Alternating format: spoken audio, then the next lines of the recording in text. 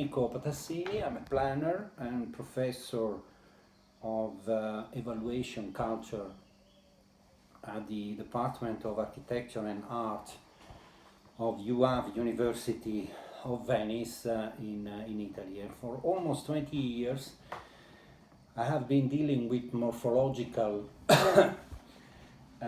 planning in the Lagoon of Venice, in particular on the relationship between the lagoon environments, economic and social activities, and human settlements.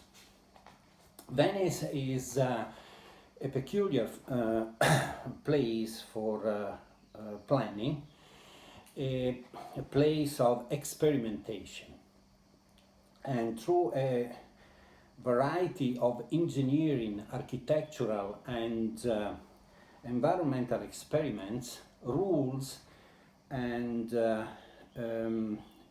practices have been defined and updated to ensure the coexistence of human settlements with their economy, art, culture, and history within a very demanding water environment.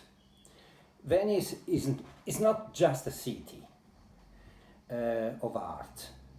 It is an inhabited lagoon, and this gives it, an almost unique feature in the world, a unique characteristics, let's say, in the world. Starting from this premise, this introductory comments, I would like to discuss two relevant issues with respect to human habitat change. The first is, why is regulatory, statutory planning made of experimentation and rules strategic within a delicate social ecosystem like that of Venice? And this is the first question. The second is, what are the knowledge and skills, awareness, and ethical issues that should feature planning practices in a coastal social ecosystem? These are the two questions that I would like to briefly discuss. As you know, a social ecosystem is a governance model of the relationship among ecosystem services that is between direct, indirect, mediated, and generated services in terms of capacity and flows that concern habitat functions, support, provisioning, regulation, and culture. And let's first of all see what the social ecosystem in Venice is, how it works, and what stressors it is subjected to presently, in this period of time. The Venice Lagoon is a transitional environment located along the northwestern Adriatic coast in Italy, and it constitutes a representative and complex example of social ecosystem, being the main environment linkage one of the most relevant factors shaping the characteristics of this territory through its history. In this environment, which is 550 square kilometer wide in size, natural and anthropic process do take on a recursive and cyclical form. The cycles have different periods and amplitudes and are timed by a strategic factor, the sedimentary balance.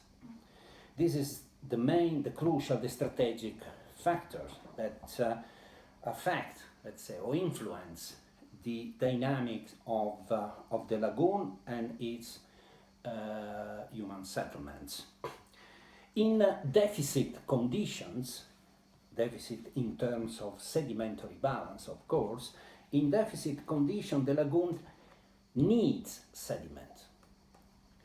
To obtain that, the main water tributaries are diverted to the lagoon, and at the same time, the coastal mouths or gates are restricted. And this increases the internal surface of salt marshes and of emerged intertidal structures, and helps to contain the deepening of the seabed. In surplus condition, and this is the opposite situation, the opposite operation is carried out.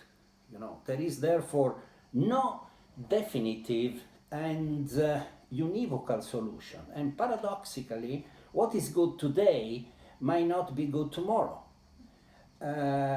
Experimentation and reversibility are connected, strictly connected. And these are two aspects that deserve a special attention for all the experts and the people that are dealing with managing and planning, within this kind of environmental system. The lagoon is a regulated and swinging system, in which orthogonality is very rare. Every day, with the 4 tidal movements and monthly lunar phases or moon phases, which allow to call Venice the city of the moon.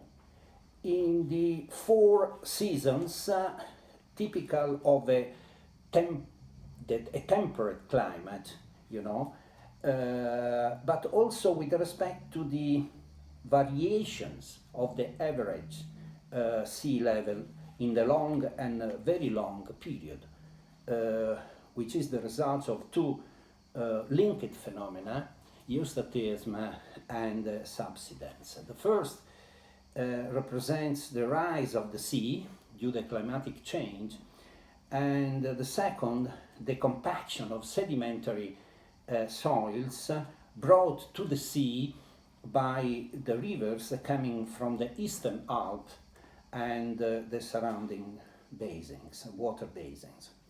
In the last century, the 2 phenomena together caused a drop of 27 centimeters in the average level of decking in Venice settlements. And based on the IPCC estimate, at the end of the 21st century, of this century, the drop could vary between 30 and 60 centimeters, with major problems of defense from high waters and floods. Venice lives, therefore, in and of the movement of the sea, lives in and of climate changes. It is a city that swings on the water, on its reflections and color, and it is fantastic from this perspective. But the system needs to be regulated. And this has been happening for at least 2,000 years from now, as archaeological studies confirm. If it were not regulated, the lagoon would experience a lateral oscillation or swinging, 2 opposing and definitive destinies: to bury and transform into a swamp, or to become a sea bay. These are the 2, let's say, destiny, without any, let's say, human regulation of the environment. So regulation is a typical planning and design action, which in Venice takes on extraordinary importance. It holds together nature, culture, and daily life. It requires maintenance of natural and built environment, adaptability, understanding, of and response to serious stressors that are increasing in the last decade and their cumulative effects. In summary, the Venice Lagoon is regulated for several vital reasons. First of all, to guarantee an hydrodynamic and sedimentary balance, and then to guarantee effective morphological structure, the basic infrastructure of a social ecosystem, to contain high waters and avoid floods, to protect the island city, a unique artwork in a world, and to make biodiversity the golden reserve of nature's creativity. The water, of course, and soil quality plays a great role, in this context. This ordinary maintenance model, however complex, is not sufficient. Venice is one of the few lagoons in the world to house a commercial and passenger port. The first with 2 moorings, one in San Leonardo, mainly for oil products, and one in Porto Marghera for dry products and containers. The second is located in the Marittima area, within the historical center, with the very known problem of large ships' impact. The expansion of port activity in the last century, the foundation of Porto Marghera was in 1924 of last century, required the construction of new canals with significant effect on the hydrodynamic and sedimentary balance. The central part of the lagoon is, in fact, taking on the feature of a bay, with deepening of the seabed and remarkable wave motion. In this part of the lagoon, fetch takes shape and strength. It is the length of water, fetch, it is the length of water over which a given wind blows without obstruction. What is happening today raises important questions. Will the lagoon in the middle or at the end of this century, the 21st century, still be able to host port activities? If so, or will the lagoon maintain that unity and that relationship with the sea and with the eaves that characterize it today? Will the electromechanic experimental model, the MOSE, so-called MOSE, electromechanic experimental model, be still useful if the rise of the average level of the sea in the northern Adriatic exceed the most pessimistic thresholds? These are very crucial questions, that affect the destiny of Venice and its lagoon. But there are 2 other decisive stressors that pose other issues, other questions. The first is the mass tourism, whose vulnerability and stupidity, I can say, has been highlighted by COVID-19. And the second is the depopulation of historical settlements against the increase in the demographic burden, urbanization, and ecological footprint on the lagoon eaves and along the mainland borders.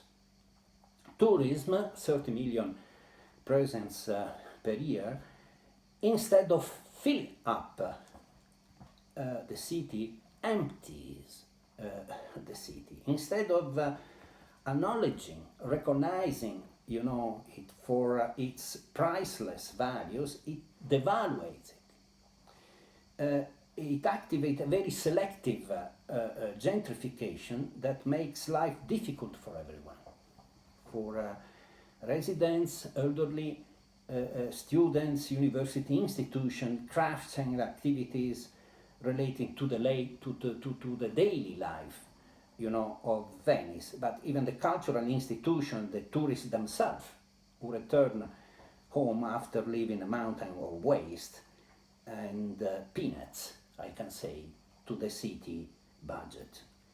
In the 18th century, the historical island of Venice were home to more than 200,000 inhabitants. Now there are almost 50,000 against almost 500,000 residents on the eaves and along the coast. Until the mid-19th century, the historical island of Venice had a strong manufacturing base, a shipyard and functioning arsenal, glass, textile, mechanics, woodworking, the largest match factory in Europe, agro-food, etc., etc. The collapse of this economic base was not offset by the development of high education and research, by administrative activities, let's say, and services, or by what we now call the digital economy. It has simply been replaced by a tourism without culture, a touch and go and disruptive practice. So the future of Venice will depend on how it will be possible to face the rise in sea level and adapt to it. It is the primary condition, this one. Beyond a certain threshold, say 60 centimeters, the Moser will lose effectiveness, as the mobile barriers will almost always have to be closed, preventing the lagoon from functioning as a port or as a natural water exchange device. Even with dune defense line at sea, unless drastic closures on the upper Adriatic or radical redesign of the coastal line, the lagoon will tend, to become a lake. And to guarantee the water exchange, it will take two operations. Its partition, division into confined water basin, and the activation of the mechanical pumping device. Obviously, commercial and tourism and the commercial and the tourist port activity will have to be relocated outside, Of course, both are very critical planning issues. But this relocation seems to be necessary even if the rise in sea level will be lower, and that to restore a more effective hydrodynamic and sedimentary balance to the lagoon. These are two scenarios,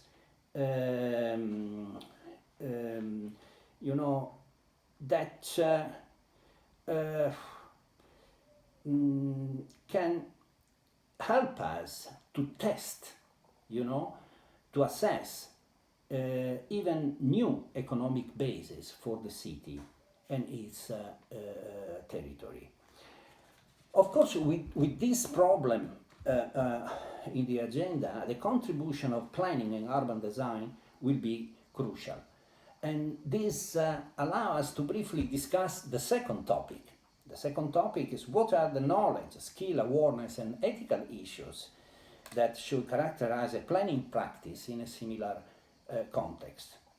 What do we learn from this context, from a city that with its resilience and vulnerability seems more contemporary than many others? I will limit myself to a few notes on this topic. First of all, it is important to understand how the dynamic relationship between nature and human settlements can determine different social and economic ecosystems. It is a remarkable cognitive effort, this one, that required transversal, integrated, and finalized knowledge. Very different, let's say, from the additive approaches that often planning processes are based on. Scenario writing, visioning, construction of structural frameworks are surely precious skills that planners and designers should easily manage. In its history, Venice has accumulated an extraordinary knowledge and ability to condition the future that has to some extent weakened, today, unfortunately, despite the technological innovations. As we have seen, the Venetian context does not allow approximations. Any mistake is spaced early. But an interesting aspect concerns the practical construction of scenarios, visions, and structural frameworks. And this occurs with a continuous experimentations that follow operational and reversible approaches. The future Lagoon structure is at the core of the planning, of the local planning agenda. There is a name in Venetian dialect given to the so-called test water channel, built to verify how they work, how they affect hydrodynamics and morphology. The name is commensera, is a dialect word, commensera, which we could translate into what starts. Here planning and design take on an experimental, practical, and adaptable feature or character. In addition to ensuring the functionality of infrastructure settlement and morphologies, maintenance, and this is another important issue, planning issue, maintenance becomes the core of actions. It allows to understand which direction to take. It's not a passive maintenance, simply executive, operational, but proactive. It is an ongoing project, a laboratory that's, among other things, can guide monitoring and evaluation activity, may update, for instance, the map of stressors and their cumulative effects. But what has been said so far,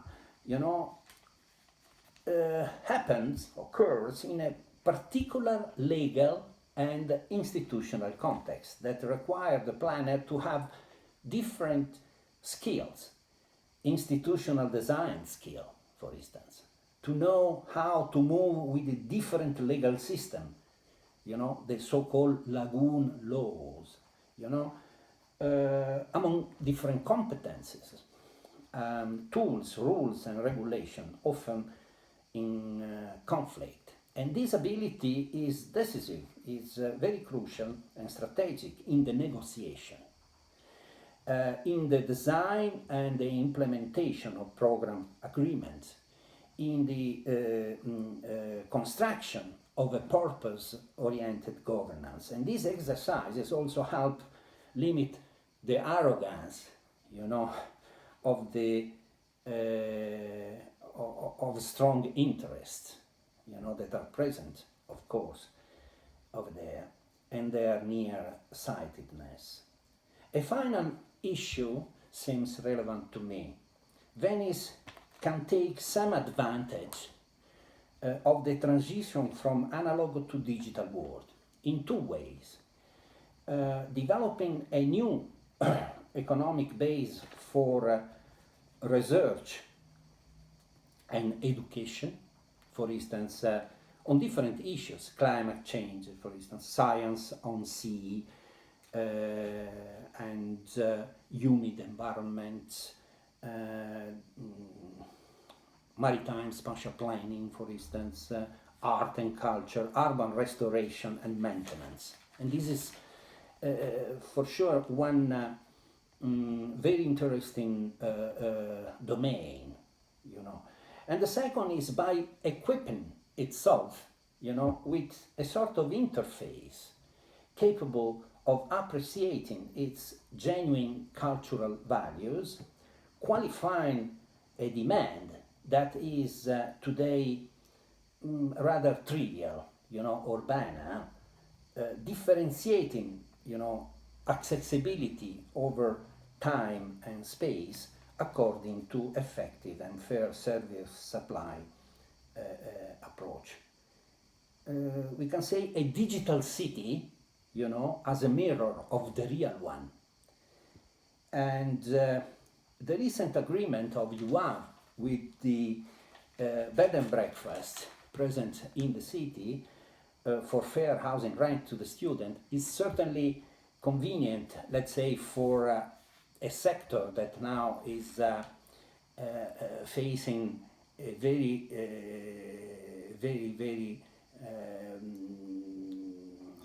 great crisis, like, which is now in a critical condition due to COVID-19. But it's also a new way, no, to experience the city differently, you know, to change somehow even its own population profile. It is a pin, of course, in a haystack, but is certainly something, and a commitment even for more motivated cultural planning practices. But this is a parallel story.